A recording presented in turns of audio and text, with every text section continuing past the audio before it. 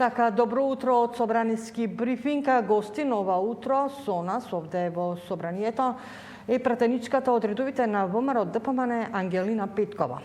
Сепак ние има овдека во Собранието многу теми за разговор, но денеска предност ќе дадеме на измените на Законот за социјална заштита.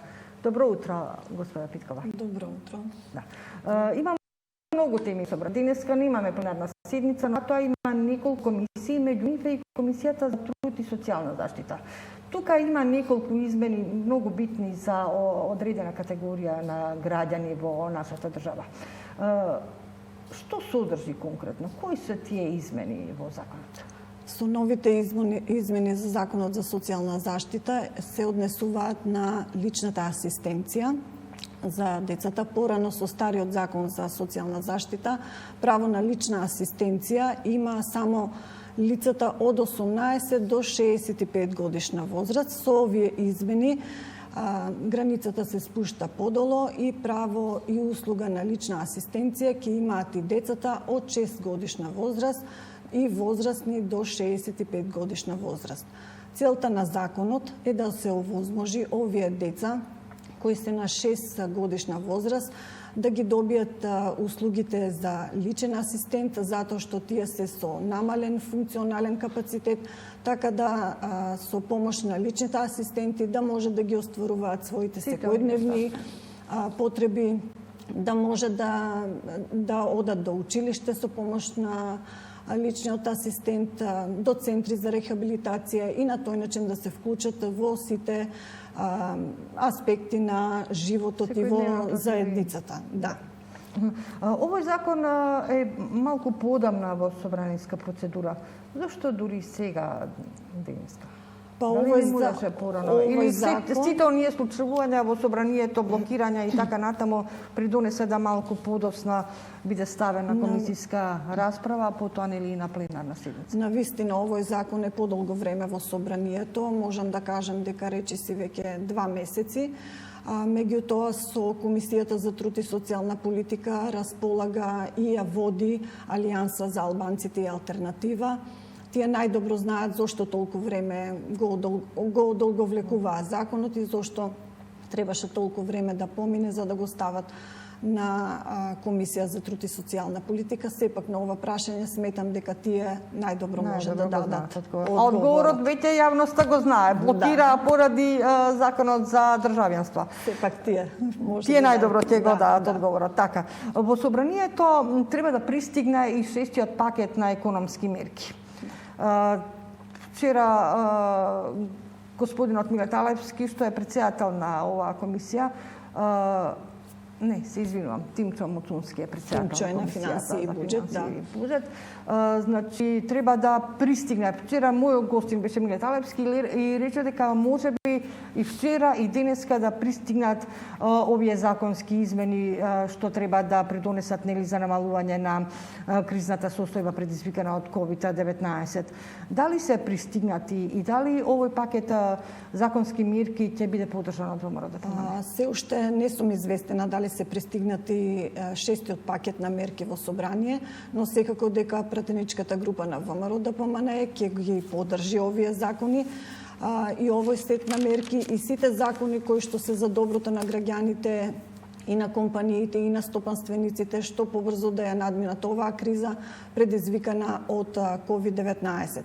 Се разбира дека нашата пратеничка група доколку смета дека овие законски измени се недоволни, ќе претендираме со наши амандмани да ги прошириме и да ги надополниме, се со цел да се задоволат потребите на сите стопанственици и сите групи на граѓани. Што предлага? Од што не е задоволна ВМРО ДПМН во овој дел на законот? Дали се малку овие пари за сите оние фирми што побаруваат? Па, мислиме, ние сметаме дека како пратеничка група дека овие мерки се закаснати. Исто така можам да кажам дека и за 5-тиот пакет на мерки предложивме помошта на стопанствениците да биде не само за месеците февруари и март, туку да биде и за април и за мај. Исто така предложивме да се даде неповратна помош за компаниите, меѓутоа за жал овие Амандмани не беа прифатени од страна на позицијата од страна на власта. Затоа, доколку сметаме дека овие законски измени со 6-тиот пакет мерки се недоволни, откако ќе ги разгледаме, ќе се координираме и сигурно дека ќе реагираме со амандмани. Да. Со 6-тиот пакет на мерки, Сојузот на синдикатите рече, апелираше што побрзо да бидат донесени од пратениците. Можно ли е да ја доживее истата судбина како 5-тиот пакет антикризни мерки? Не би сакала да ја доживее истата судбина, затоа апелираме до власта овие пакет мерки и овие закони штом ќе стигнат во собранието, истите да се стават на посебна седница, затоа што како такви ВМРО-ДПМНЕ заедно со коалицијата секако ќе ги прифати, затоа што се што е за доброто на граѓаните, повторно ќе кажам, и за компаниите и за стопанствениците ќе поддржи нашата пратеничка група заедно со коалицијата. Петко, вчера имаше интересна седница, морам да се на неа, нели? ВМРО-ДПМНЕ не учествуваше поради одлуката на спикерот господина Тала Џафери да одлучи, нели, дека е пробиен рокот и не ја прифати листата на пратеници, на говорници кои требаше да дискутираат овде за интерпелацијата на министерот за внатрешни работи Оливер Спасовски. Но сепак ВМРО-ДПМНЕ одлучи да ја напушти оваа собраниска седница, а имаше можност преку реплики и контрареплики да ги каже ставовите и на партијата, нели, и на пратеничката група, преку пратеничката група, нели, на партијата. Со ваквиот однос на председателот на собранието Тала Џафери сметаме дека има неадекватен однос кон сите пратеници во собранието.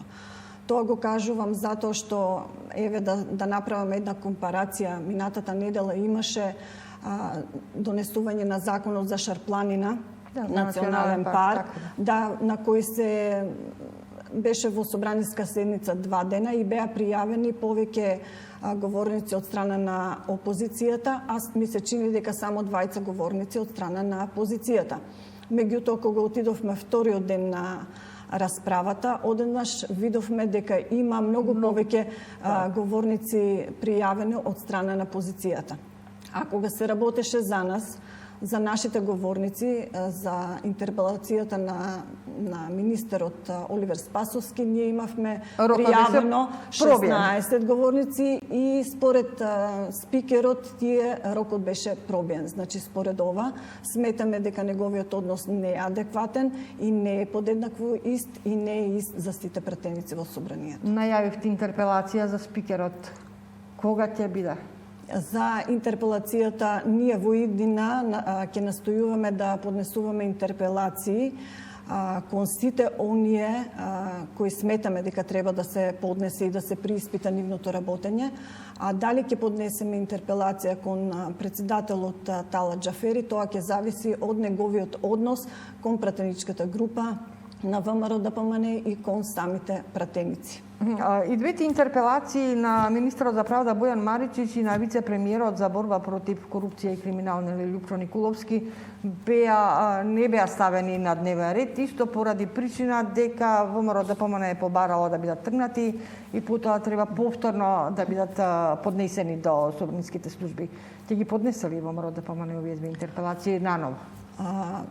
Нови интерпелации до министерот Бојан Маричич и до вице-премиерот за корупција и криминал Лјупчо Николовски, нашата пратеничка група нема да поднесе нови интерпелации, затоа што тие интерпелации веќе постојат во собранието.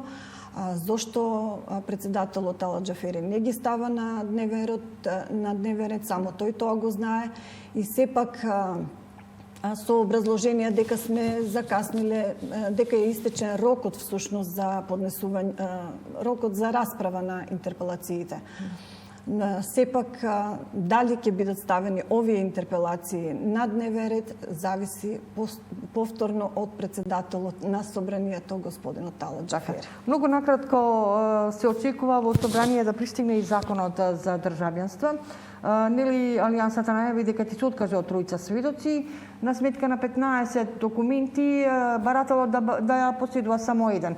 Но имаше една интересна формулација во претходниот предлог на законот, на предлог законот што го поднесоа нели Алијансата и Алтернатива, бара значи да добие македонско државјанство и човек барател кој може да владее најмалку еден од службените јазици во Македонија до тој степен да може лесно да се разбере со околината. Што доколку истата формулација биде во овој закон? Дали ќе го прифати МРДПМН овој закон? Ние како пратеничка група најпрво предлагаме до Алијанста да ни го препрати законот за државјанство за да може да го разгледаме, а потоа да расправаме по законот. Инаку ВМРО-ДПМН и коалицијата ќе го прифати законот за државјанство доколку е во согласност со Европската декларација или конвенција за државјанство. Затоа што сепак ние или е во согласност со другите закони за државјанство кои ги носат останатите држави во Европа. Сепак ние како Македонија нели претендираме да влеземе во Европската унија, па затоа и нашите закони кои ги носиме, па и законот за државјанство треба да биде во согласност со Европската конвенција за државјанство. Петкова, ви благодарам на разговорот. Благодарам на поканата, поздрав до гледачите и благодарам уште еднаш на поканата. Така е. Студио, ова беше нашиот разговор со претеничката од редовите на ВМРО-ДПМН Ангелинка Петкова.